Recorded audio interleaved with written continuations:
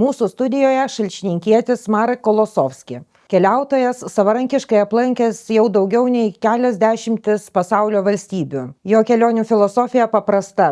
Mažiau komforto, daugiau nuotykių. Mažiau turistinių autobusų, daugiau gyvų istorijų ir gyvo bendravimo su vietiniais gyventojais. Tai sveikas, Marekai.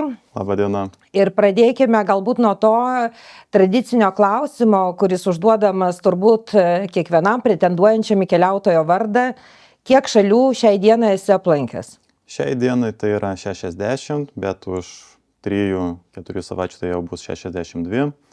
Žinoma, tas skaičius turbūt galėtų būti ir didesnis, jeigu, sakykim taip, jaunystės ar mokyklos laikais keli sprendimai būtų kitaip priimami, tai būtų kitaip, bet ką darysim. Patirties tada žinių buvo trūkumas ir nelabai taip kažkaip promoutinu tą reikalą, ypač mokyklose nebuvo kažkaip populiarinimas tas turizmas, taip kad džiaugiuosi, kad vėliau atsirado visokios tokios taip galimybės ir galiu mėgautis jais. Ir dar esi pakankamai jaunas ir gali suspėti.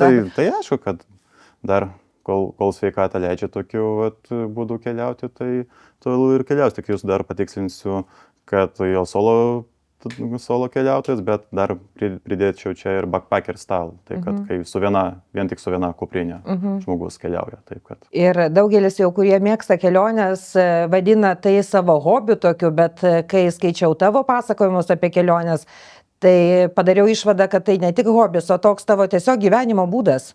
Galbūt nesakyčiau, kad kelionės čia jau taip gyvenimo būdas, tiesiog pažinti pasaulį, pažinti žmonės tai yra gyvenimo būdas, nes jeigu net ir niekur nekeliauju, tai žiūriu kažkokius ten dokumentikas ar reportažus, pasižiūrėti, pasidomėti, kaip žmonės gyvena ar ką pasakoja ir tada atsiranda toks noras, gal reikia aplankyti ir pasižiūrėti tai gyvai, ar iš tikrųjų taip yra ir pakalbėti su kitais tai šalies gyventojais, sužinoti kažko galbūt daugiau, ko dar ten tokio dokumento nėra papasakoja. Taip kad jo, ir gyvenimo būdas, ir taip hobis. 50 metų. Žiūrėk, tu augai Šalčininkuose.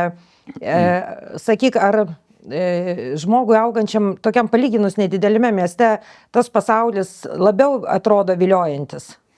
Nepasakyčiau, nežinok, net jeigu gyvenčiau, nežinau, kažkur ten New York'e, ar ten Tokijo, ar ten Sidnėjui, vis tiek būtų, čia jau daugiau būtų toks noras pasižiūrėti, kaip tokias, sakykime, neišsivystusi šalyse gyvena žmonės.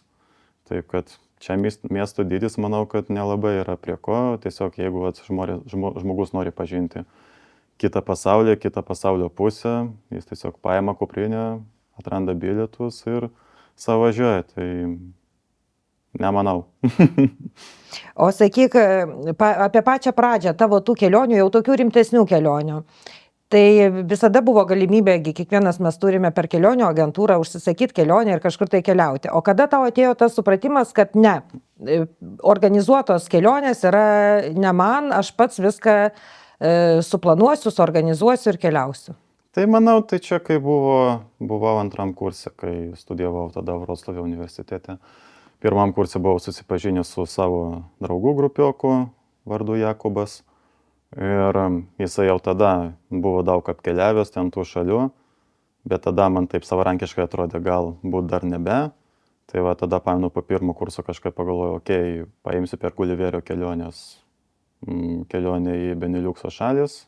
Tai aplankiau Liuksemburgą, Vokietiją, Paryžių ir Olandiją su Belgija dar berods. Jo. Bet vėliau tada kažkaip supratau, kad, tokį maršrutą patį galėčiau ir savo tiesiog. Pasiėmė autobuso bilietus, nupirki, nuvažiuoji, viešbutį pasirinkė savo kokį nors, nes tada jau atsirado viskai tie bookingai, galbūt net Airbnb jau tada buvo, galbūt ir ne. Man atrodo, kad čia jau nėra kažkaip taip sunku, ir tada labiau tu esi lankstus, nereikia prie kažko tai derintis ir nieko kažkieno laukti. O jau esi pats savo šeimininkas ir jau, kai jau į antrą kursą jau atvažiavau, tai jau tada paėmiau spalio mėnesį, pamačiau Vroclavą Pragą, atsisėdau, paėmiau ir tokia, pirma tokia solo buvo ir visai patiko. Tai tu esi tiesiog toks gyvas paneigimas to esamo mito, kad įspūdingiausias kelionės į tas kelionės galima leistis tik tai už didelius pinigus. Kame paslaptis, kad galima pigiai keliauti ir patirti įspūdingus nuotykius? Ne, tai reikia tiesiog žinoti ir tą kelionių rinką, sakyčiau. Tuo labiau, kai internetas dabar toks yra išsivystęs, visokių aplikationų yra, tai reikia turėti ir savo telefone visokius ten kelionių appsus, sakykim, tai šiaip dabar yra, kai tokie bookingai, Airbnb, kokį nors ten hostelį, gali savo pasirinkti ar ten apartamento, bet jeigu solo keliauja, tai siūlyčiau rinktis hostelį tada ir tik reikia pasirinkti gerą pasirinkimą. Pasižiūrėti, paskaityti atsiliepimus, ar reitingas geras, nes tokie hosteliai, tai kai kurie neturi daugiau naudos negu kažkokie tai viešbučiai. O kitas dalykas, tai hosteliuose gali ir susipažinti su kitais keliautojais solo iš daug kitų šalių. Tai jau gali naujus connections tokius pasidaryti. Kitas būdas tai yra toks application Couchsurfing, kur tiesiog užsiregistruoji ir rašai žmonėm, ar galėtų tave priimti pernakvoti. Tai šitą aš naudojau iki 30 metų berods, vėliau kažkaip mano narystė pasibaigė. Ir jo, nes jau po COVID laikų jisai jau tapo mokamas. Kada, paimnu, grįžau iš Amerikos, jau prasidėjo tada COVIDas, jisai tapo mokamas, paimnu, tai tada pirmą kartą, kai jau tada važiavau kažkur tai buvo Ispanija, Portugalija, Italija, Šveicarija, tai norėjau jį panaudoti, paimnu, sumokėjau, bet kažkaip to nelabai ten sekėsi kažkur surasti, nelabai galbūt motyvacijos man buvo kažkaip prašytis, tai gerai tiek to, bet jau vėliau kažkaip vėliau buvau grįžęs prie jau kai pasirinkau tą Azijos kryptį, tai jau ir tas Couchsurfingas tapo nereikalingų, kai jau hostelį kainuoja po 5 ar po 3 eurus su pusryčiais ir su baseinu. Tai, reikia žinoti irgi, nes Couchsurfingas tai ten turi ten tiesiog vieną connectioną, ir viskas, o hostelis gali ten 20 tokių ryšių naujų pasidaryti. Kitas dalykas, tai su Couchsurfingu dar yra taip, kad, jeigu atvažiuoji pas šeimininką, tai vis tiek turi su juo ir pabendrauti kažkaip išsiklausyti. Tai ten irgi būna, atvažiuoji jau pavargęs, bet neįsigi iš karto miegoti savo, reikia su juo pabūt kažkaip išsikalbėti. Tai hosteliuose tai ką, iš karto atvažiuoji ir taip. Tai, ir būtina ir visokius ten Google Maps turėti ir aišku, kitas dalykas, ir pažintys irgi čia duoda savo.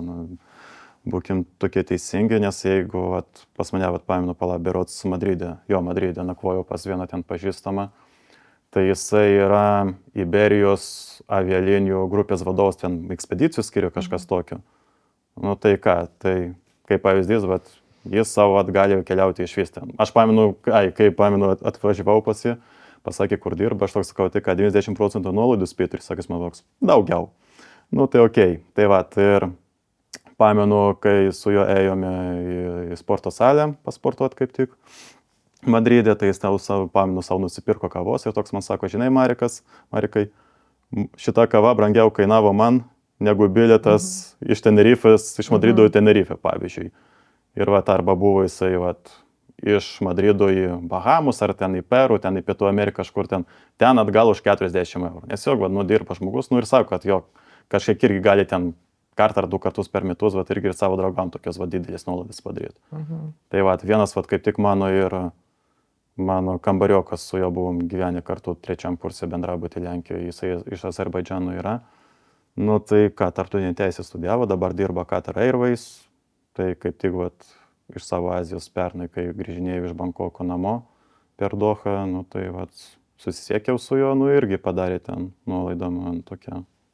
Tai pažintis visokios, bet dar ir drąsa turbūt turi būti, nes drąsa turi būti, jo Couchsurfingai ypač drąsa svarbiau už pinigus tikriausiai. Taip. Ypač jeigu tokiu stiliumi keliauji, tai tikrai drąsos tos reikia, nes kažkam pasakai, kad nepažįstama nakvosi, tai ką, tai baigtų, ypač mūsų tokiam krašto pasakyk žmonėm, pas nepažįstama kažkas nakvos. Tai kągi tave apvoks ten, nužudys, ten išžagins ar panašiai. Ne, vakarų pasaulis kitaip viskas vyksta ir visai kitaip galvoja jie. Ir tie pigesni bilietai, žinoma, tu kalbėjai apie žmonės, kurie darbas susijęs su avialinijomis kažkokiom, bet paprastam keliautojui, pavyzdžiui, būna taip, kad kartais kelionės bilietai kainuoja, mažiau už kažkokią tai vakarienę restorane. Taip, tai aišku, dabar, kai tokių yra daug laukostų visokių, ten Ryanairai, Vizairai, tik aišku, su jais tik po Europą kažkur atskraidysi savo. Ir Azijoje irgi yra tokių laukostų, ypač Vietname, ten jau netarptautiniai tokie vietiniai maršrutai yra pigus. Tai, jeigu, sakykim, tai kažkas nuėjo pavakarę, nežinau, ten, tai Kempinski Reichedžiai, tai ten 100 ar ten 105 eurų kainuoja vakarienė, tai net tas bilietas iš Azijos į kitą Azijos šalį irgi pigiau kainuos negu ta vat vakarienė, vat Kempinski kažkur ar Archidži restorane, ne? Tai kad, nu jo, bet kartais būna taip, kad tiesiog tas skrydžio bilietas yra pigesnis negu iš oro uosto važiuoti iki centro vėliau. Būna ir taip, ypač tokiose didmiesčiuose, kaip, vat, pavyzdžiui, nežinau, Paryžius ar kokia Briuselis. Tai va. O kaip tu planuoji kelionės? Tu visada taip nusiteikęs vienas keliauti? Ar kartais būna tokių kelionių, į kurias norėtum pasiimti savo, nu, bendra keleivių kažkokių? Galbūt ir norėčiau ten pasimti kokį nors bendrą keleivį, bet, nu, ar kažkas turi tiek drąsos ir tokio vat noro, vat tokiu būdu ir tokiu stiliumi keliauti? Nu, tai čia vat toks vat klausimas, nes, nu, kažkam net hosteliuose vat irgi taip, nu, kaip čia vat galima vat nakvot, kai vat 10 dar ar ten 20 žmonių yra vat kambaryje, nu, ne. Nu, nepratęs, nu ir viskas, arba kažkur nepažįstama, nu tai sako dar kitaip, nu kaip čia taip, kažkur mes važiuojam ir visa kita. O kaip aš ten viską suplanuoju, nu tai paprastai tiesiog pasirenku, pagal Google Maps žiūriu, kur dar nebuvęs, kas atrodo įdomu, pasižiūriu per Skyscanner, ten per Kiwi.com ar ten per kitus avialinijų naršyklės, kiek bilietai kainuoja, per bookingą pasižiūriu savo tos hostelius. Nu ir tada visą maršrutą planuoju tada.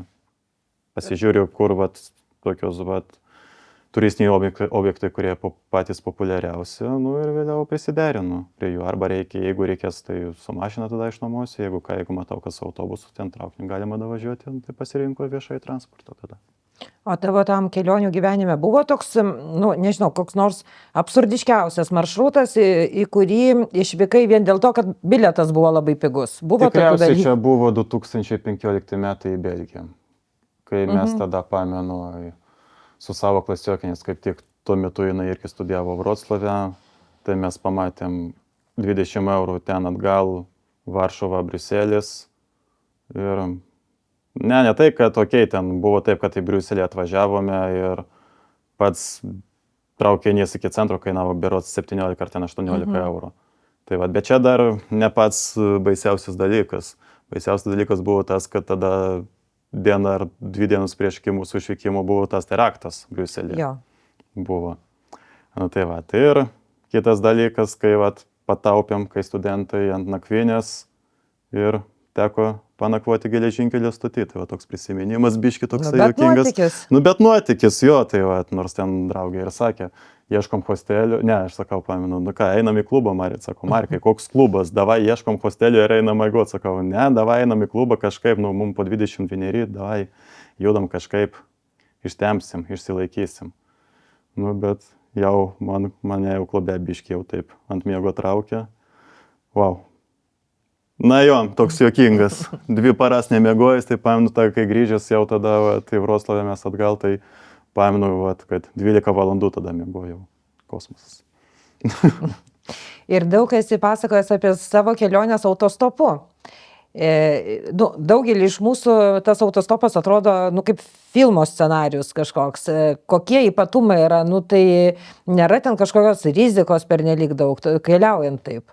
Sunku pasakyti dėl rizikos. Aš tai šiaip... Nu, pavyzdžiui, būna įsėdus į mašiną, būna, kad nuveža kažkur į mišką. Taip. Arba žmonės tiesiog kažkokie tai labai tokie... Pagal veidą pasižiūri, vat, kai buvau Armenijoje, tai ten autostopas yra labai populiarus. Tai jau turi tų įgūdžių, kad atsidaręs automobilio duris, jau matai pagal veidą, koks gali būti žmogus. Galbūt ir taip, nes buvo toks atvejis Armenijoje, kad mes vat, kaip tik vienam hostelį ten su moterimi iš Maskvos buvom susipažinę, jinai ten, man tada buvo kiek 2,8, kažkur apie Kem 3, kažkas tokio. Ir jo, su ją ten vat, Armenijoje važinėjom po tą autostopą ir ten kažkoks džipas ten sustoja, ten 6 tokie vyrukai tokie, vat, tokie Kaukazo kilmės. Sako, nu tai va, sėskis, važiuosim, pavešim. Vienai tokia sako, ne, čia aš nesėsiu, aš toks irgi. Gerai, tada mes palauksim kažko kito. Nu, nėra galbūt tos labai kažkokios ten jau didelės rizikos. Jeigu jau reikia, tai ką, nu, rizikuoja ir jau važiuoja, nelauksi tu dar vėliau pusdienį savo.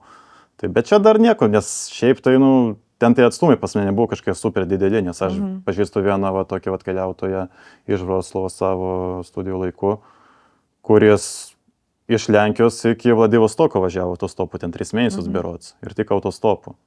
Jo, o vėliau jo visos ten televizijos jo norėjo ten lenkiškos interviu įimti ir panašiai, jo, kad vat, vien su vienu kuprinė, vat, nakvojo ten vat, palapinėse vat, kažkur, tai Tai per 2 vestuvės net jam pavyko sudalyvauti, net rusų vat, šitam jo. Tai vėliau dar irgi jis ne tik ten iki Vladivostoko, vėliau kažkur į Kolymą ir į Kamčiatką ten vat, jau važiavo. Nu, kur yra populiarus autostopas, tai ten jau gali keliauti savo, galbūt nelabai ten su kalbos tada. Tai. Bet žiūrėk, autostopu keliaujant gali ir užsimegzti labai tokių gražių pažinčių, kurios vėliau galbūt kažkur tai būna naudingas. Tai, šiaip tai taip, bet ne taip. Čia toks gyvas bendravimas. Jo, gyvas bendravimas ir gali pažiūrėti tiesiog, vat, kaip žmonės vat gyvena. Nes vat, kai Armenijoje buvom, tai mes tiesiog vat, dar einam, paėmėm su tavo moterim, einam vat, kartu ten iki stotelės, kad va, tiesiog ten gaudyti autostopą, tiesiog jau iš karto atsistoja pati mašina ir klausia, paveš, sakom, nu jo, iki miesto paveškit. Nu tai ką, atsisėdo, ten jau ginklas buvo pas jie. Nu, bet ten jau, ten jau Karabachas, ten jau, nu, ten pas kiekvieną namie bus tas ginklas, nes tiesiog, nu, tokie, vat, erdvė tokie, vat, zonų ir randas tokie rizikoje, sakykim taip. Kas įdomiausia buvo, kad net, vat, mūsų pasienietis Armenijos buvo net pavežęs, kuriam irgi galbūt būtų tai uždrausta, galbūt neduo tokius dalykus tai, vat, daryti. O čia žmogus panu mus pavežė, va, tai va, ten prie pasienio, va, kažkur su Azerbaidžanu, kur ten irgi jau tas Karabachas yra. Tai ir mums sako toksai, nu tai ką, reikia ginti tėvynį, reikia ginti šalį, va, reikia dirbti. Tai va, tokie va, prisiminimai va, labiausiai faini. Bet geriausiai irgi tai buvo man tai, kad, va, paėminu Albanijos Makedonijos sieną kirtinėjau. Tai man pasieniečiai pasakė, kad taip autobusas atvažiuoja čia, nu ir viskas, bet ką, aš ten priėjau prie kažkokio ten vieno Mercedeso, toksai ten žmogus, toksai plikas, toksai, net selfie vėliau pasidarėm su juo. Jo, jisai angliškai nemoka, aš sakau, iki Ohrido, sako, jo, nu tai ką, atsisėdau ir nuvežė mane.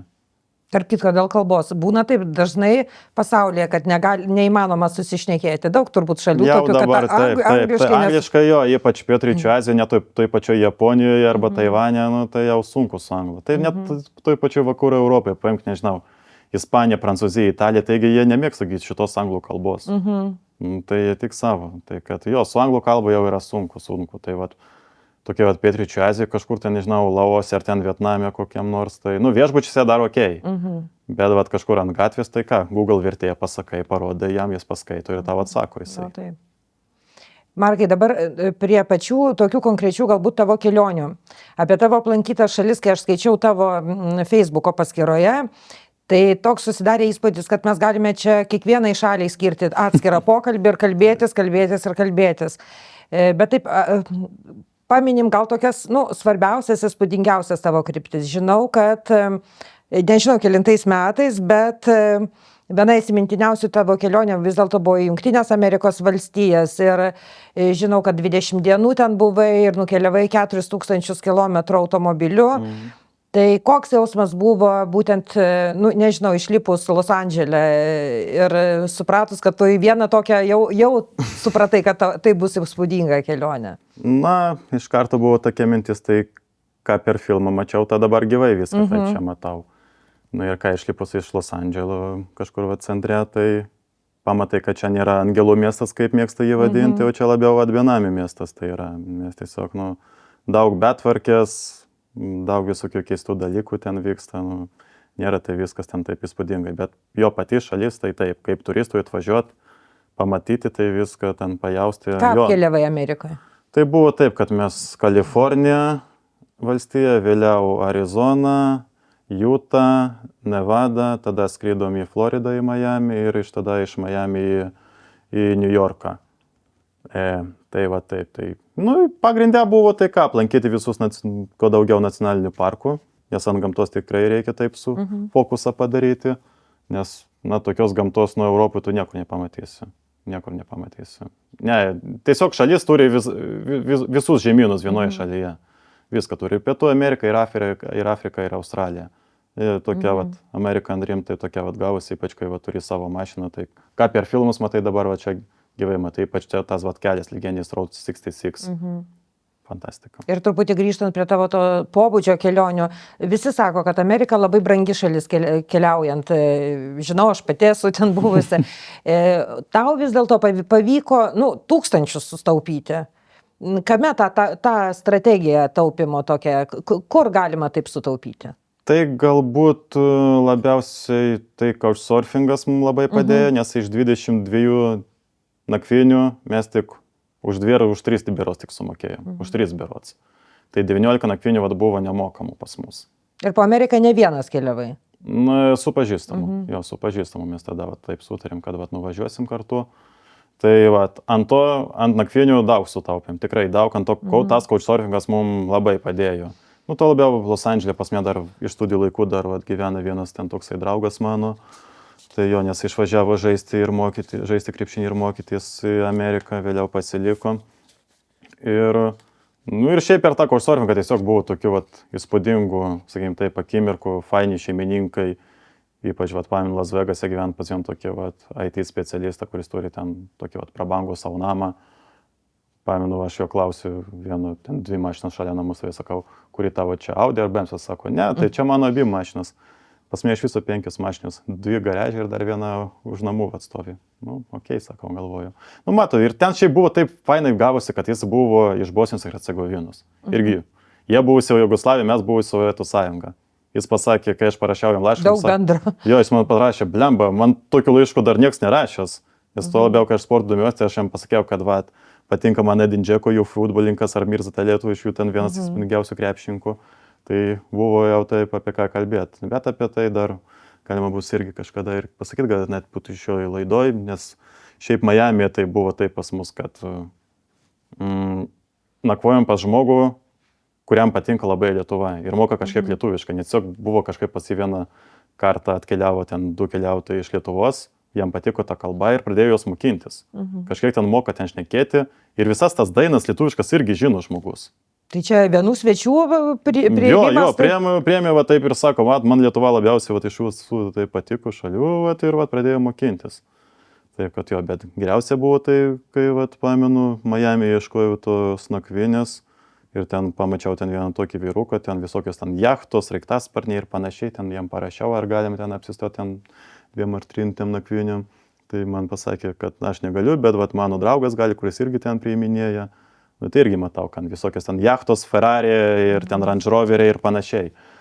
Aš jam parašau tą, sako, dabar kovas, tai gegužį suplanuosim, nes mes tada gegužį skrydom, tai arčiau gegužį suplanuokim ir visą kitą. Okei, tada jau balandį beros pabaigom parašiau, sako, ne, aš būsiu Prancūzijoje.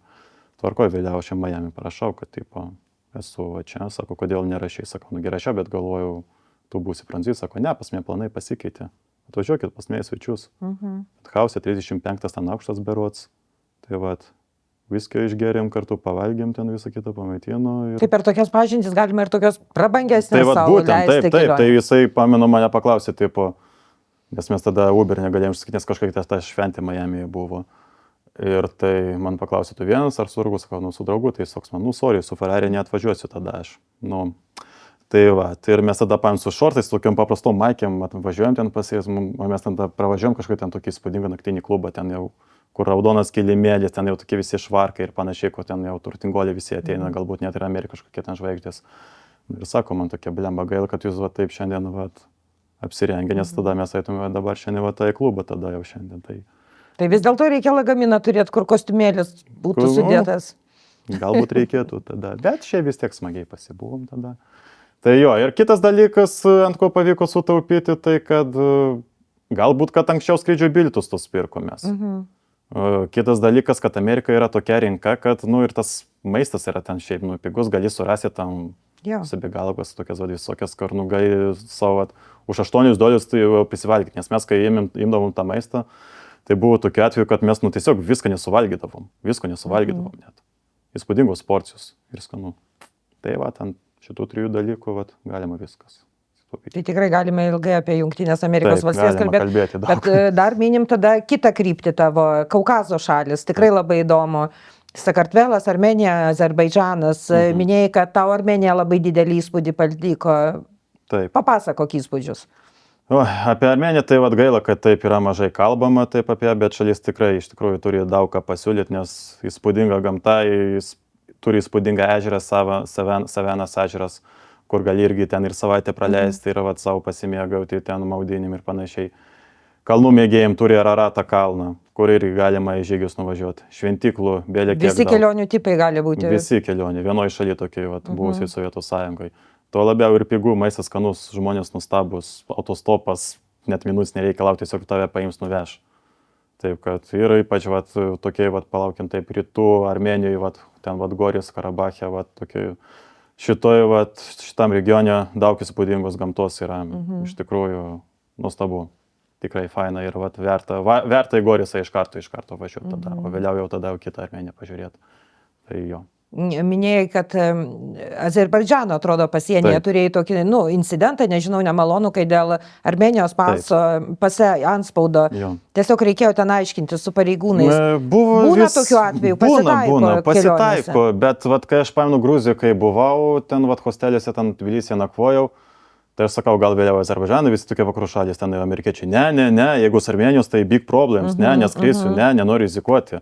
Come on, guys. Ką jie su tavim padarys, narkotikų neveži, ten ginklų visokių neveži. Tai pasiaiškini kažkiek, tiesiog turi. Ne, tai pas mane buvo taip, kad tiesiog, skrendu lėktuvu, Tbilisį, Baku, atsisėdam ten su kažkokiu ten vyruku, kažkaip pradėjom ten bendrauti. Ir aš jam prieš tai net, jisai Azerbaidžanas, žinau, kokie santykiai tarp Azerbaidžano ir Armėnijos. Aš nesakiau jam, kad buvo Armėnijos, sakau. Čia kaip tik gal buvo tas konfliktinė dėl kalnų Karabacho. Tai jie visada ten vyksta nuo 20 metų. Tai kai buvau Armėnijoje, nesakiau, kad važiuosiu vėliau Azerbaidžaną, kai buvau Azerbaidžane, sakiau, kad buvau Armėnijoje, nes, suprantama dėl ko. Tai kažkaip tai ten su juo kažkaip susibendravom, pasikeitėm, jis man sako, kur ten vėliau tu, sakau, iki hostelį, kai sen, sako, tai okei, mane vairuotojas pasiims, tave pavešim, mes, aš sakau, tai ne, aš pats. O jisai taip atrodo toks biški, taip, sakykim, tai nepavojingai ar ką, taip. Tai jis man, ne, kam tau mokėtų už taksi, kam tau to pavešim, ir viskas. Galvoju, okei. Aš jam klausiu, ką jūs dirba, sako, aš negaliu savo darbo sakyti, nes tiesiog, labai jau taip asmeniška. Galvoju, gerai, ten einu prie to pasų kontrolės. Ir pasienietė pareigūnė mato mano štampą. Ir klausimas toks, ką veiksi Azerbaidžane? Aš toks nukeliauju, o aš nugaros jis taip sako, v gosti ką мне priехал, į svečius atvažiavo pas mane. Aš toks, blemba, ką tu sakai, aš tave pažįstu gal pusvalandį geriausiu atveju. Tai to ir rimtai apklausakau, aš kur nuveš, turėsiu ir aš ir tų bėdų. Paklausė pareigūnė, kur buvau Armėnijoje, pasakiau, aš net nespėjau net atsakyti. Aš matau, kad jis jau pradėjo su jais šnekėtis Azerbaidžano kalbą. Ką jūs pristojot prie jo, ko jūs ten norite, tiesiog paleiskit, ir viskas. Štampas, sveiki atvykę į Azerbaidžaną, dar jo palaukiau. Ir sakau, ačiū, kad bėja, sako, Markai, su manim, tu čia neprapulsi, viskas čia bus gerai. Vėliau pasiemo jo vairuotojas, nuveža ir sako man toksai, jeigu bus klausimų, bėdų, numerį turi ir viskas. Tai galbūt, nežinau, dirba kažkiam, sakykim, taip, ar KGB, ar FSB kokiam nors žmogus, nežinau, sunku, nes nepasakė. O šiek vis tiek kelionėse irgi, ir turbūt gal ir kitų atvejų turėjai, kai dėl konfliktų viduje šalyje arba tarp šalių kažkokia, ir būtent tu tuo metu keliauji, susidūręs esi dar kažkur, tai, kur būna, nerami situacija. Šalyse, nežinau, Vietname nebuvo taip, ten Kambodžai kažkur keliauji. Galbūt ne, nes tokioj Kambodžai ar ten, Filipinuose, tai aišku, ten yra tokių salų, kur tiesiog nori nepriklausomybės, ten vyksta religinė ar ten tokie turistiniai konfliktai, bet aš ten nekeliavau. Ten jau neužtaikiai tokius jau karinio pobūdžio konfliktus. Ne, aš tokių tai nebuvau užtaikęs, ačiū Dievui, ir tikiuosi neprireiks. Tai dar viena įspūdinga kelionių kryptis yra Balkanai. Tai kas yra Makedonija, Albanija aplankėjai. Balkanų šalyse. Taip, ir buvo dar Serbija ir prieš 20 metų buvo ta Kroatija, bet dabar kaip tik ir planuoju Juodkalniją ir Bosniją Hercegoviną ir dar Sloveniją apkeliauti. Tai ne, Balkanai irgi traukia. Tai kokie akcentai Balkanuose kelionių? Juodkalnijoje tai bus taip, kad ant paplūdimių ir ant kalnų šiek tiek tai. O Bosnijoje ant gamtos. Ant gamtos ir tiesiog pamatyti istorinės vietas, nes ten irgi prasidėjo ir antras berods pasaulinis ar pirmas pasaulinis karas, jau neprisimenu tiksliai. Ir tas Balkanų konfliktas, kur buvo tas istorinės vietas pasižiūrėti, kaip dabar atrodo ir pasikalbėti su žmonėmis, ką jie prisimenu tų laikų, kaip čia viskas vykdavo. Nes, jautri tema, bet irgi įdomu sužinoti, įdomu pamatyti. Nes kai buvau Serbijoje, tai kai tada per Alet Forset NATO raketą savo numetė ant Belgrado, tai kai kurie tokie pastatai dar taip ir liko. Tai taip, įdomu, tokia istorijos pažinimas, jo kas buvo. Ir sužinoti pas serbus, dėl ko tai viskas įvyko ir kodėl ar jie prisimena. Skaudžiai prisimena, aišku, skaudžiai. Iki šiol jie tokie pikti laiko, ir tas piktis bus ilgai dar. Normaliai situacija. Pernai, 25 metais atrodo, keliavai į Vietnamas, Singapūras. Ten buvo pietryčių Azija, tai buvo taip, kad Singapūras, Filipinai, Vietnamai, Kambodža, Laosas ir Tailandė tik Bankokė 3 dienas jo ir tada jo 2 mėnesiai buvo. Tai irgi akcentuok, kas įdomu buvo. Tai buvo fokusas toksai ant gamtos labiausiai ir ant gražių paplūdimių. Buvo toks akcentas. Ypač Filipinuose tai gražus paplūdimiai buvo. Vietnamas tai labiau tos istorijos žinojimas ir tos gamtos, nes labiau tai jau reikia važiuoti į tą labiau į šiaurės Vietnamą, kad labiau pažiūrėti tą vietnamišką akcentą, kaip ten žmonės gyvena, nes ten daugiau tokios istorijos, kur didžiuojasi tą pergalę prieš amerikiečių, sakykim taip. Ir galima buvo pažiūrėti, taip sakykim taip, ir kur viskas tas veiksmas vyko, iš tikrųjų. O Kambodžai tai ką ten ir istorija, ir gamta, ir paplūdimiai, nes turi 2 gražias salos, Korong Island, tai vadinamos įspūdingius paplūdimiai, tai pasiemi savo skuterį ir savo važinėjai po visas stacijos. Ir dar istorinės tas šventiklas Angkor Wat, kur labiausiai žinomas turistinis objektas Kambodžoje. Tai kad jo buvo ant šito toks didelis dėmesys, o Laose tai ant krioklių labiausiai tai buvo ir ant to ramumo, nes kažkur išvažiuoji ten į Laoso kaimą, tai gali tokia ramybė pajausti, tokį jaukumą, tokiam tipiškam azijietiškam kaime. Skaičiau tavo blogą, kad Laosas tau įsiminė kaip tokia labai rami, tokia saugi. Jo, tokia rami, faina, tokia jauki, ypač kaimuose, kur tiesiog eini savo, niekur neskubi ir tiesiog gali mėgautis visko. Taip kad, jo, tai tada buvo įspūdinga iš tikrųjų. Bet dvejopi jausmai buvo, nes, kaip sakoma, nespręsk apie knygą iš viršelio. Tikrai ruošiausi pokalbiui mūsų šiandienos ir skaičiau tavo blogus. Iš jų supratau, kad tau yra labai svarbu ir net turbūt svarbiau bendrauti su vietiniais žmonėmis, negu, pavyzdžiui, apžiūrėti ten kažkokius super turistinius objektus. Kodėl? Sužinoti tiesą žmonių. Tai ką mūsų, pavyzdžiui, televizija ar ten, nežinau, medijas sako. Niekada nesužinosi. Niekada nesužinosi, nes tai gali būti išlempas, tiesiog sugalvoja, arba kažkoks kaimynas pasakė, kaip parašysiu. Ne. Taip veikia žiniasklaida. Tai veikia, tegul veikia taip, bet pas mane blogose visada tiesa ir visi su to sutinka ir matosi, kad rašau tiesą ir džiugu dėl to, kad žmonės skaito, domisi irgi to ir smagu. Ar gali kažkokią tai išvardinti, ar kelias šalis galbūt, kuriuose žmonės labai bendraujantis ir labai daug gali papasakoti apie šalį ir duoti tikrai labai daug žinių? Tai čia jaučiu bus tos Kaukazo šalis visokios, Armenija, Gruzija, Azerbaidžanas, arba tos posovietinės, aišku, dar nebuvęs, bet jaučiu spėju toks Uzbekistanas, Tadžikistanas, Kazakstanas, Kazakstane buvau gerai, bet tokia Kirgizija, tai visko pasakys. Kaip ten yra iš tikrųjų. Aišku, yra tokių kai kurių šalių, kur žmonės negalės pasakyti tiesos, nes už tą vėliau tiesą ją nubaus. Tai sakykim taip. Ir bėda tame, pavyzdžiui, tokiam Vietname ar Kambodžai, kad tiesiog nelabai tu ten su žmonėm pabendraus, nes jie nemoka tos anglų kalbos, ir viskas. Ypač tam šiauriniam Vietname, kur ten žmogus kaime gyveno, ką jis tau papasakos, jeigu tik vietnamiečių kalbą jisai žino. Netokiai Japonijos anglų kalba yra bėdų didelių. O tai čia daug kas sako, kad tai išsivyščiusi šalis. Okei, jinai yra išsivyščiusi. Bet ne tiek galbūt kaip visi jau taip įsivaizduoja ją. Paskutinė tavo kelionė Taivanas, Korėja, Pietų Korėja ir Japonija. Taip. Turbūt irgi įspūdinga.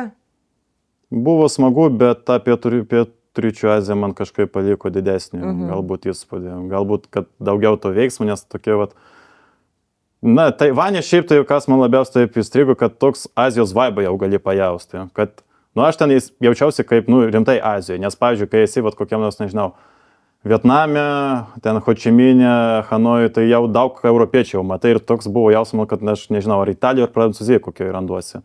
O Taivane tai grinai, kad Azija, rimtai, kad tiesiog vienas užsienietis einu savo, visi vietiniai žmonės, azijiečiai, savo aplink mane. Ir toks Azijos, tie jų naktiniai, tie turgavietės, tokios įspūdingos, einys savo kažką. Koloritas Azijos. Jo. Tai taip, buvo įdomu. Japonijoje, įspūdinga, gražu, kultūra ta disciplina, tvarka, super nuostabu. Na, bet kai pirmą kartą kažkur kažkas važiuoja vat, į Japoniją, tai vat, ir pasirinka. Taip, iš karto Tokio, Osaka, Kyoto, Hirošima, vieną dar kažką kitą. Nes į Japoniją tai reikėdavo 3-4 kartus ir tada jau po tų miestų jau gali kažkur vat, į gamtą, jau tada kažkokius žygius ir panašiai. Taip, kad jo. Nu, Pietų Korėja tai man paliko šiaip to labiau vat, kažkaip didesnį tokį įspūdį, galbūt net Japonija. Šiaip nesitikėjau to, bet tokia, vos kaip iš anime tokia, vat, tokia šalis. Ir irgi ten yra ir gražios gamtos, bet realybė žmonių visai kita. Lyderis pagal savižudybės, alkoholizmą, rasizmą, nu tai taip negražiai biški, kaip taip yra. O esi, pavyzdžiui, kelionėje kažkur tai atsibūdęs ryte, kažkokioj tokioj vietoje, kur galvojai, o Dieve, ačiū Dievui, kad gyvas likau. Šiaip galbūt, gal ne. Buvo tiesiog toks atvejis, galbūt, kai Zion National Parke mes lendom į Angels Landing, tai vadinama, į tokį kalną, Jutoje toks nacionalinis parkas yra. Tai ten reikėjo kopti taip ir laikytis už kaip... Turėklų kažkur. Jo, už tokių turėklų, sakykim taip. Nu, matau, prie mane žmonės kažkaip, labai jau lėtai eina. Tai aš galvoju, blemba, gerai, davai kažkaip jos aplenksiu aš. Nu ir šiek tiek ten paslidau, ir spėjau už to turėklų, žinai, kas kaip siūvi, ir visi tokie, Ir man paėmė tas pažįstamas ir sako, toks Marikai, davai atsargiai, nes nenoriu vienas į Las Vegasą važiuoti, nes kaip tik po to į Las Vegasą važiavom. Nu, bet jeigu ten net ir nukryščiau, tai ką, nelabai ten susižeiščiau galbūt, tai kad, dar nelabai taip aukštai ir buvo. Tai to šiaip tokia, kas labiausiai taip įsiminė, kad ačiū Dievui, kad gyvas, tai aš net nežinau, kas tokia turbulencija yra. Į Bankoką iš Laoso, kai skridau, tai tiesiog, jaučiu, kad tiesiog tas lėktuvas taip staiga nusileidžia visą laiką. Taip, ir aš galvoju, kas čia vyksta po Vilnių. Ir taip, matosi, kad matau iš lango, kad greitis tas didelis, galvoju, kažkas ne taip. Bet matau jau tą nusileidimo juostą, jau nusileidžiam, viskas jau matau. Ir staiga vėl pakilo lėktuvas. Aš tok nesuprantu, kas čia vyksta. Tai gal kažkas atsitiko, ar ką, ar kažkoks, nežinau, teroristai, ar ką, visko gali būti. Taip. Aš jau tada blemba. Jau čia biški šiaip neramu. Tai dar vieną antrą ratelį, paskui ten tą Bankoką, irgi tie nuslydimai tokie jau negražus. Ir tada jau sėkmingai iš antro karto nusileidom ir galvoju, ačiū Dievui, viskas gerai. Galvojau tada mintis. Gerai, kad iš Bankoko dabar skrisiu su Qatar Airways, kur tokių dalykų nesąmonių jau tikrai nebus man greičiausiai. Nes dabar skaitosi, kad geriausios avialinijos pasaulyje kol kas. O Markai, kurioje šalyje esi patyręs didžiausią kultūrinį šoką? Kultūrinį šoką tai pas mane tokio kaip nebuvo, nes aš iš karto jau žinau, kur važiuoju, nes padarau tokio, sakykim taip, analizė, tokį scouting reportą, kad, žinau, ko galima tikėtis, kad nebūtų taip, kaip čia taip. Tuo labiau, kaip pasižiūri visokius ten video medžiagas, ar ten visokias ten dokumentikas iš kitų ten, sakykim, taip, pašnekovų. Tai jau žinai, ko tikėtis, ką pamatysi iš karto atvažiavus, tai ne, to kultūrinio šoko nebuvo. Tiesiog atvažiavus ne kaip į Vilnių, tos pačius šalčikus. Tiesiog daugiau vaibų, daugiau veiksmo, tvarkoj. Pas mus per dėlis šiandien irgi taip tas pats būna. Kaip dabar Saigonė kokiam centre. Tai viskas prasiektas pats. Kelionėse visada tokia atskira tema gali būti maistas vietinis, tokių šalių egzotinių, kur tikrai maistas yra mums labai neįprastas. Ar teko ragauti kažkokių patiekalų, kurių dabar net nenorėtum prisiminti? Šiaip pasakysiu, ar tu vengi tokio egzotiško tokio maisto? Tai, kai kažkur atvažiuoji, tai jo, tokie vietinio maisto norisi paragauti. Ten kokių krokodilų, Ne, kažkur gal tokių, ne, tiesiog ateinu ir sakau, tradicinis jūsų patiklas, kažkoks gali pasiūlyti, ir tą ir pasiūlo. Bet šiaip, tas Azijos maistas, tai man, galbūt nelabai. Vietname, Japonijoje, tai jo, jisai ten yra skanus, bet, arba ten toj pačiam Laose, Kambodžai dar irgi taip, kur pataikysi, bet tokiuose Filipinuose, tai apie nieką jisai yra. Vietname irgi, sakykim, taip reikia užtaikyti ant šito, nes Filipinuose tai pas mane buvo tokių atvejų hosteliuose, kad kai kurie net vėliau ligoniniai atsigulė, nes tiesiog, tai kad su to reikia būti atsargiam. Ir šiaip, kai pamenu, į Singapūrą atvažiavau, tai buvau susitikęs su singapūriečių pažįstamu, nes kaip tik Tbilisyje mes kartu tada hostelis tam pačiam nakvojame. Tai nuvežė mane ten kažkur vat pavakarieniauti tą, ir matau tą maistą ir galvoju, blemba, aš dar 2 mėnesius čia būsiu. Kaip aš čia viską, visus tos ryžius ir panašiai, bet vėliau blemba išmokiau su šitais jau. Pagaliukais. Vėliau su pagaliukais tai išmokiau su tom lazdelėm valgyti. Kai grįžau namo, tai man kažkaip buvo neįprasta su ta šakutė, su šaukštu, su peiliu, kai aš jau buvau su tais lazdelėm jau valgyti. Taip kad, bet Azijos maistas man kažkaip galbūt Rytų Europos virtuvė labiau arčiau širdies. Pagaliau yra McDonald's turbūt kiekvienoje šalyje. Azijos šalyse yra visuose yra McDonald's. Laose, Kambodžoje nebuvo, visur kitur tai jisai buvo, bet Laose, Kambodžoje tai nebuvo. Markai, o tau pamatyti svarbu, ar vieną vietą pažinti giliai jau, taip tikrai kažkaip įsigilinus į istoriją, ten į geografiją, ar vis dėlto daugiau šalių aplankyti?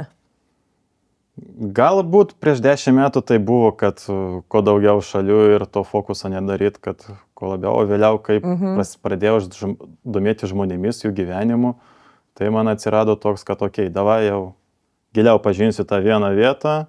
O jau yra tokių kelionių buvo, kur kelis kartus važiavai? Ispanija 2 kartus, Barcelona 4 jau kartus buvau, tai kad, nes, kai jeigu kažkur Ispaniją skrendi, tai matai ten atgalinį skrydį kažkur, tai, ir pasirinki visus ten miestus, ir jeigu matai, kad iš Barcelonos, tai jau vis tiek atsiduri šitoj Barcelonai. Nes Barcelonai tai, smagu buvo. Ar tu turi tokį tikslą aplankyti, visas pasaulio valstybės? Būtinai. Ir to sieksi? Bandysim.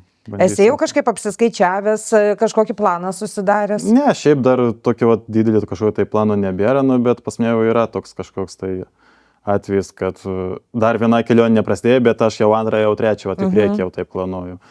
Tai bet kitais metais tai jau tos Azijos galbūt reikės pailsėti, tai reikės arba Pietų Ameriką jau, arba tą Okeanijos kraštą pasižiūrėti. Australija, Fidži, Naujoji Zelandija, kažkas tokio. Tai būtinai. Ir aišku, viskas priklauso dar nuo geopolitinės padėties, nes jeigu bus kažkur ten arba karai ar tokia įtempta situacija, tai aišku, kad nereikia rizikuoti, nes aišku, kai kurie ir rizikuoja, bet vis tiek važiuoja. Tai reikia būti tokiu atveju atsargiam, ir šiaip apie šalį reikia irgi pasidomėti, nes pavyzdžiui, Laose apie tai dar nepapasakojau, nes ten, sakykime, taip, fainas naktinis gyvenimas šitoj Pietryčių Azijoje, viskas nuostabu, bet, su kokteiliais reikia irgi būti atsargiam, nes, tokiam Laose jau buvo tokie atveju, jau galbūt net šiais metais tokie atrodo 10 ar 9 berods, kad, metanolo į kokteilį pripila, ir viskas, ir žmogui po 2 dienų jau bye, ne? Arba kažkoks darbas vergiškas. Arba vergiškas darbas kokiam Bankokė, jeigu tu tave vėliau į Mjanmą nuveš, arba Kambodžą, jeigu tai ką, į Sihanoukvilį tave nuveš ir viskas. Sėdės savo call centre jau, iš kur tu nepabėgs, nes visur bus apsauga, kameros, didelis griūtis, kur tu nepradėsi nei ką. Ir ką, žmonės bando bėgti, bet bando nesėkmingai. Nebent kažkokia tai jau, sakykime taip, Kambodžos ar ten Tailando aras atvažiuoja, tada yra galimybė, bet tai ką jie atvažiuoja, papirkinėja kažkas ten jų iš valdžios, ir viskas to pasibaigia. Tai yra didelė problema, iš tikrųjų, tai yra didelė problema ir apie tai kaip tik mažai yra kalbama, bet su to reikia būti tikrai labai labai atsargiam. Ir žinoti, su kuo bendrauja, kaip bendrauja, per visos ir pažintimosi portalus visokius, reikia žinoti. Net jeigu ten jau labai tave jau ten nori susimatyti ar panašiai, tai kad reikia būti atsargiam geriau. Tokio šiuolaikinio keliautojo turbūt neatsiejamas atributas, aišku, yra telefonas. Ir tokių, jeigu mes norėtume mūsų klausytojams kokių pažerti truputį patarimų, tai kokių programėlių niekada neišsitrini iš savo telefono, planuodamas savo keliones? Jeigu tau nuo 18 iki 30 metų, tai būtinai reikia turėti couchsurfingą, Google Maps, ir Booking ar Airbnb, bet jeigu jau ten, arba Tinderį dar. Pažinčių portalą, bet tai ir gali ir po 30 irgi turėti. Taip kad, o vėliau, jeigu tai to couchsurfingu nelabai nesinaudoja, tai, Bookingas, Airbnb ir kažkoks Kiwi.com galbūt sakyčiau, nežinau. Ar, tie patys Google Maps. tai kad tai šitie. O kaip tu manai, kokias didžiausias klaidas daro keliautojai? Gal dėl to, kad nepasižiūri atsiliepimų. Apie avialinijas, pavyzdžiui, tiek apie autobusus, tiek apie nakvynės. Nes iš nuotraukų gali atrodyti, jo, wow, kaip gražu, bet iš tikrųjų reitingas ten buvo 6,5, sakykim.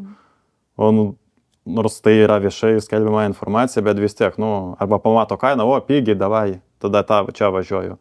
Bet realybė gali būti visai kita. Tai reikia pasižiūrėti reitingą, pasižiūrėti atsiliepimus, pasiskaityti, pasidomėti. Ir tai ir kitas dalykas irgi, kai Vietname buvau, tai galvojau, naktinis autobusas, fainai, pamiegosiu savo, nes taip atrodė TikTok'e ar ten YouTube'e, taip. Bet pasižiūrėjau, kad, su tokiais keliais, tai naktinį autobusą ne variantas iš vis imti. Nes tiesiog tu nei tu pamiegosi, nei ką. Tai Vietname kaip pirmą kartą supratau, bet galvoju, blemba, ašgi Laose irgi tai važiuosiu, taip 12 valandų. Tada, kai sužinojau ir man jau hostelį tada pasakojo, pamenu, blemba, sunki naktis tavęs laukia. Ir aš tada pagalėjau, galvojau, reikėjo geriau 100 eurų daugiau tu sumokėti, paimčiau tą lėktuvų per valandą, nuskriščiau, viskas ramu. Čia reikės man dar 12 valandų duoti verkti. Bet vis tiek kažkaip tada Laose kažkaip pavyko man taip tada, sakykim, taip greitai užmigti. Vėliau tiesiog dar matau, kad reikės ten 2 ar 3 valandos kelio dar tada buvo likę, tai ką, skolinau savo telefoną, ir tiek. Tai reikia pasidomėti, bet geriausia būtų, kad kai kažkur čia atvažiuoju, per hostelio administraciją, per hostelio darbuotojus pasidomėti, kaip nuo taško A iki taško B davažiuoti. Nes jis jau tada savo partnerius kažkoks tai pasiūlys, kur tikrai bus ir komfortas, ir adekvati kaina, ir viskas bus nuostabu. O ne tai iš lempos iš karto pirkti. Tai Azijoje, kai važiuojate, ten iš vis nieko nereikia planuoti net. Iš karto, net nakvinti nereikia planuoti. Iš karto vietoj surandi savo ir nakvinės, ir visą transportą, viskas. Nes tokiuose Filipinuose ir bus taip, kad dėl štormo tavo keltas neplauks, ten laivas. Ir ką, ir viskas. Ir būtų tokie atveju, kad žmonės dėl oro sąlygų galėjo išskristi ir 5 dienas pasilikinėdavo vienoj saloj. Jis tiesiog negalėdavo. Nes aš irgi šito nežinau, galvoju, kad keltas ten ramiai savo nuplaus. Tai aš pamenu tą paskutinį naktį ir tai galvojau, kad viskas vyktų sklandžiai. Jeigu žinočiau, tai iš karto aišku, kad lėktuvą būčiau ėmęs aš, ir tiek. Tai irgi su tom oro sąlygom tai irgi reikia žinoti, nes ir sezoną pasirinkti, nes į Aziją tai irgi reikia žinoti, kada tau reikia važiuoti. Nes jeigu ten lietaus sezonas bus, tai ką tu ten veiksi. Dabar vasara, bet tai vasara, pavyzdžiui, į Australiją ir Naujojo Zelandiją. Aš ten nenuvyksiu dabar, nes ten dabar žiema. Taip pat ir Pietų Amerikoje, ten irgi kažkur ten, Argentina ar Čilį kokia nors ten, irgi jau žiema, ir nelabai kažką pamatysi. Tai reikia pasidomėti ir oro prognozėmis, ir su nakvinėm tai viską pasiskaityti, ir su visais tokiais savo transporto logistikos. Reikia tokį paraštą darbą padaryti, namų darbus ir bus gerai. Nebent tu turi Marios laiko, tai gali paimti vieną ten bilietą į vieną pusę ir tada nesuk savo galvos, nežinosi. Tai galiu aš dar 10 dienų būti. Kas čia tokio? O žiūrėk, labai praktiškai. Žmogus turi 300 eurų, tarkim. Kur jisai už tuos pinigus gali nuvykti, bet šiuo metu, kad patirti tikrai, turėti gerą kelionę. Už 300 eurų. Tai po visą Europą, Rainerai, Vizairai kažkur, tai visur ten atgal tau maksimus. 300 eurų yra ta suma, už kurią jau galima, tikrai galima patirti normalią kelionę gerą. Aš 5 dienas, kai buvau Islandijoje, tai man 300 eurų ir visą ten kainavo. Tai kartu su mašinos nuomonės, nors ten aišku tokia ir mašina buvo vos važiuojanti, bet nesmėtame, tai visur per couchsurfingą tiesiog naudojame ir kažkur iš parduotuvės pasiėmė savo maistą, nes aišku, Islandijoje ten pigiausias kažkoks ten vakarienė gali ten, tada buvo 20-30 eurų, o dabar apie 60-70 galbūt net, kur nebus kažkoks ten super didelis porcijos net būtų, ne? Taip, kad kažkur po Europą tai čia jau drąsiai galima, ypač jeigu tokiam hostelėse nakvoti ten, pačiam kažkaip gamintis, tai 5 dienas tikrai to kažkur Europoje tikrai užteks, bet jeigu dar per couchsurfingą gyveni, tai gali ir visą savaitę šiaip. Pamenu, kai į Norvegiją atskridau į Stavangerį miestą, tai ten irgi atrodė jo pigus bilietai, bet pamačiau, kai pigiausias hostelis 80 eurų 5 km iki centro ir dar be pusryčių, taip, tai ką, jungiam couchsurfingą ir ieškom tada. Tai aš radau net vieną ten žmogų, ten toksai žmogus, jis ten šiam metu Ir po 2 skyrybų, ten jau vaikus, viską ten turi, jau ten anūkus, tai jau visi išsilakstė pas jį ten ir sako, va taip žmonės va jau priiminėjo va taip. Ir kas man va labiausiai ten pas jį va taip užstrigo taip, kad įsiminė labiau tiksliau galbūt. Kad va jisai vieną vakarą man toksai sako, Marikai, šiandien aš eisiu į koncertą, aš išgersiu biškį vynų su draugai šampano, galėsi tu mane pasiimti iš koncerto ir parvežti. Aš sakau, nu gerai, tai man paėmė miesto centre, jisai davė man tą mašiną, sako, nu tai va, gali jau namo važiuoti, vėliau to parašysiu ir viskas. Ant kiek pasitikėjimas, kad nepažįstam, net mašiną va, davė man žmogus. Ir va, galėjau savo taip pat nuvažiuoti iki namų ir vėliau jį paimti. Ten paėmė toks dar elektrokaras buvo, tai va, galėjau A-juostą važiuoti ten. Aš jau paėmė dar buvau paklausęs, ar aš galiu A-juostą, nes Lietuvoje tai buvo tada galima, yra tokie keli pas mus jo. Sako, jo, Norvegijoje irgi tas pats, va, gali va, savo taip važinėti. Tai va. Bet aišku, tokios įtampos buvo, nes nu, ne mano visgi mašinė nuomojama, to labiau jo šeimininko, bet nu, pasitikėjimas tai toks jo. Taip, kad nu, galima tikrai už tokius va, irgi jokingus tokius pinigus gali savo jo. Ypač... O tada, Markai, atvirkščiai, pavyzdžiui, tau kas nors imtų ir padovanotų šiandien, nu, tarkim, 10 000 eurų. Ar tada rinktumėsi kažkokią tai labai tokią komfortišką, prabangesnę kelionę, ar rinktumėsi tą variantą, kad aplankytum daugiau vietų? Pasirinkčiau vis tiek tą backpackerį solo traveler, tokiu stilium pasilikčiau, nu, jeigu ten kelionė ten truk, nežinau, 3 ar ten 4 mėnesiai, net 2 mėnesiai, jei kažkur važiuoju, tai okei, ten hostelį nepaimu, ten kažkokį ten kitą viešbutį, sakykim, taip, ten šiek tokį ten brangesnį, geresnį, tiesiog, nu, kad būtų tas privatumas, ne? Nes Vietname, va, kaip tik 20 eurų su pusryčiais, ten su baseinu, kažkoks ten įspūdingas Danangė, toksai viešbutis kainavo man, wow, fantastika. Tai, nu, kars nuo karto pasiimčiau, kad tiesiog, nu, kartą ten per 2 savaitės, va, okei, panakočiau ten kažkur va viešbutį viens, kad tiesiog, nu, tą privatumą šiek tiek paturėti. O šiaip tai ne, tai visur būtų tas backpacker stylis man ir visur va tokie, va, kažkaip taip, tokie, va, kad pigiausia kažkokį taip surasti ir kad pasistengti, kad kažko daugiau aplankyti. Tai rinkčiausi tą patį, viskas pasiliktų man, kas dabar yra. O Marai, kai sakyk, pavyzdžiui, dabar minėjai, kad labai greitai turėsi atostogas. Tai kur tave ves kelionė? Dabar po 2 savaičių į Balkanus, nes nebuvau dar Juodkalnijoj ir Bosnijoje ir Hercegovinoje. Kroatija buvo prieš 20 metų, bet Kroatijoje tai irgi šiek tiek aplankysiu.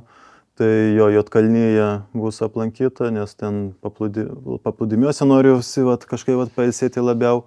Ir dar nuvažiuosiu ir šiek tiek ten 2 dienom ten į tokį mažą žygį po kalnus.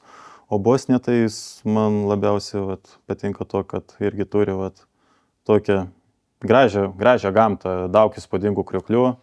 Daug tokios įspūdingi žygių irgi nusimato taip, kad nu ir tokie istoriški miestai, istoriška tokia valstybė, kur daug praėjo, daug matė, daug tokio, sakykime taip, tragedijų visokios, tokios Jugoslavijos tas žlugimas, ten Balkanų tie visi konfliktai, ten ir religiniai, ir etniniai konfliktai, tie tos tautinės mažumos. Bet tu, kai važiuoji į kažkokią tai šalį, tu visada pasidomi jos istoriją. Šiek tiek pasidomiu, taip, šiek tiek pasidomiu, jo, taip, kad, pasidomiu, ypač mane kaip tik ir domina labiausiai tokie, Jugoslavijos tas žlugimas, Sovietų Sąjungos žlugimas, kas kaip, nes čia irgi mano vietovės, kur čia irgi tas buvo, tai įdomu, kas buvo, kaip sužinoti, ypač, tokias, jautri tema, bet, tiesiog, tiesa irgi, bet norėtųsi išgirsti iš tokių paprastų žmonių. Taip, kad... Tai šiais metais gerokai pasipildys tavo kelionių bagažas. Dar 2 Europos šalimis. Bet čia, aišku, nėra, bet šiaip Bosnija ir Hercegovina yra, neįvertina iki galo keliautojų, ten tikrai yra labai gražių vaizdų ir aš jau nesulaukiu, kol to pamatysiu. Taip pat ta pati Slovenija irgi. Gaila, kad daug taip nesireklamuoja, bet, Slovenija tai tikrai viena gražiausia tikrai yra šalių, ypač Europoje. Kur į Kroatiją grįšiu po 20 metų, tai jau būsiu tik Zadarė, bet aplankysiu ir kitas ten gamtos turistinius objektus, nes visokius ten Makarskas, Lytai, Skipinų, nes tiesiog, paprastai miestai, Dubrovnikas, galbūt ateityje dar kada nors, bet, kažkaip dabar irgi, ten bus ir karšta, ir daug žmonių, ir kainos kosminės, taip kad, daug kas man pasakė ten iš kitų patyrusių keliautojų, kad gerai darai, kad geriau Juodkalnyje pasilik daugiau arba Bosnijoje ir Hercegovinoje, negu į Dubrovniką tam 2 dienas tam skirti, nes bus virkščiai taip apie nieką. Dar apie tavo tas solo kelionės norėjau paklausti, dažnai keliautojų, tokių kaip tavo, skaitom blogus, ten dalinatės įspūdžiais ir atrodo, tikrai tokių jūs nuotykių patirėte, tokias įspūdingas kelionės patirėte. Kodėl, kaip tu manai, Lietuvoje dar nėra labai populiarios tos solo kelionės? Ar nėra tokių drąsių žmonių, ar kaip, ar labiau tiesiog pripratę prie tų tokių agentūriškų, kaip aš sakyčiau, kelionių? Galbūt, ne, šiek tiek jau kažkiek galbūt jau ir daugėja šitų solo backpackerių stiliumi. Aišku, nežymiai taip drastiškai greitai, bet, mažai žingsnelis galbūt daugėja, bet aišku, jeigu pasiimti tą mūsų kraštą, tai išskyrus save ir dar vieno ten tokio keliautojų, tai nelabai ką jau daugiau ir pažįstu, jau daugiau taip, kad, gal jeigu žmonėm užtenka savaitę praleisti Turkijoje prie baseinų, čia nėra kažkas blogo, tiesiog jeigu jiem taip yra gerai, to labiau, reikia ir pasitimėti, ir koks amžiaus žmogus. Žinoma. Tai būtent, to labiau ir sveikata, ar jam leistos kačius kažkaip atlaikyti ir panašiai, tai kad jeigu tiesiog atvažiuoja, bet jeigu tiesiog atvažiuoja ir pasifotkina, pademonstruoja gražios vietovės, o tu apie ją nieko nežinai, tai ta čia tokia pakazucha, kuri man irgi taip, sakykim, taip, nelabai prie širdies, ne? Bet jeigu kažkam, nežinau, patinka ten Skandinavija, ar ten, yra tokių žmonių pas mane, kur ten į Prancūziją, ar ten į Italiją po 10 kartų važiuoja, okei, jeigu jiem patinka tas kraštas, kodėl ne, tegul važiuoju, okei, viskas su to tvarkoja, aš manau. Mara, kai mes neseniai kalbinom tavo mamą, kuri irgi yra tokia kelionių, galbūt truputėlį kitokių kelionių, tokia entuziastė, ar kaip manai, ar turėjo įtakos tas mamos pomėgis ir tau persidavė? Ne, įtakos tai tikrai neturėjo tokį, nes aš jau kaip buvau, pamenu, trečiokas, kai pasiėmiau žemėlapį. Dar mama nekeliavo, tu jau norėjai keliauti. Aš jau žinojau, kad viskas. Aš, kai to labiau tada sporto varžybas visokią žiūrėdavau ten iš Afrikos šalių, kai žaidžia ten rinktinės ar iš Amerikos. Ir galvoju, norėtųsi kažkada jo aplankyti, kažkur tokias varžybas pasižiūrėti, nes kažkur, jeigu ten vykdavo, ten, nežinau, Korėja, Japonija, ten pasaulio futbolo čempionatas, ar ten krepšinio pasaulio čempionatas, kažkur ten olimpinės žaidynės, ten Brazilijoje ar ten Australijoje. Tai galvoju, kai užaugsiu, tai tikrai važiuosiu, tai jo, nors ten prašiausia, aišku, ir tėvų, kad važiuojam tą, bet gerai, galbūt ten tą finansinį galimybės galbūt neleisdavo, arba tiesiog, kažką. Bet, o dabar tai jau net pinigai nesminis faktorius, jau čia nedidžiausia bėda jau šiaip. Tiesiog jau reikia tiesiog... Kaip gerai, kai pinigai nedidžiausias faktorius. Jo, atsiranda tada laisvės daugiau, ar ne? Tai va, ačiū Dievui, kad dabar taip turiu, kad tos, sakykim, taip, laisvės lankstumo turiu daugiau ir dėkoju šalia porai žmonių, kad taip atsirado, laiku į vietoje taip atsirado ir, nes kai aš pasakiau kažkam, 2 mėnesiam važiuosiu, 2 mėnesiam, kaip čia taip, kaip išleido tą, aš toks, palauk, hebra, tai aš pažįstu tokių keliautojų iš Kostelį, kurie ten metus ar pusmetį keliauja. 18-metis pamenu, 18-metis iš Anglijos. Jie sako, mes baigėm mokyklą, pusę metų, čia keliausim po Aziją savo, nes čia yra toksai, kaip ten jisai, gap year vadinamas Anglijai, kad neina iš karto studijuoti, iš karto eina dar pasimėgauti tą savo laisvę, ir viskas. Tai taip, kitas dalykas, pas mus tai, jau taip įprasta, kad mokyklą baigėjai, tai ką, eik mokytis, eik išsilavinimą, eik uždirb pinigus, nes viskas tau laukia ateityje, viskas brangs, imk iš karto visus turtus, kokius tik įmanoma. O vakarų Europoje, taip nėra, Ir jeigu čia 2 mėnesiam, tai čia jeigu žmonėms čia atrodė ten daug ir visokie ten kalbų girdėdavau, iš kur ten tai pas mane pinigai ir panašiai, ten tikrai kažkokias varkės darai, panašiai, nors viskas legaliai, viskas oficialiai. Tai, tiesiog sutapo taip, kad, vadovas, taip sakykime, mano, taip leido, tiesiog toks šiuolaikiškas fainas ir mano pokalbis su juo truko 30 sekundžių. Gerai, sako, okei, imk, važiuok, drąsiai. Tai džiugu dėl to ir tikiuosi tai tęsis toliau. Ir atostogos jau ir čia, bet nebėda kažkokį taip vandenį surasti. Viskas nuostabu. Markai, žinai, ką daro tokie keliautojai kaip tu? Jie kažkokiu metu būtinai parašo knygą apie savo keliones.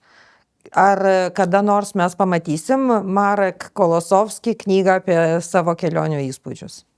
Nežinau net. Galbūt, kai 195 valstijas aplankysiu ir jos bus tokius, kur galima bus ką papasakot, bus ko pasidalinti, tai galbūt, bet Tai kai jau nebūsi jaunas, kai jau Bet nelabai nemanau, galėsi kad aš būsiu kažkoks ten, vat, viešpatė, aš mokyklą nemėgdavau rašinių to rašyti.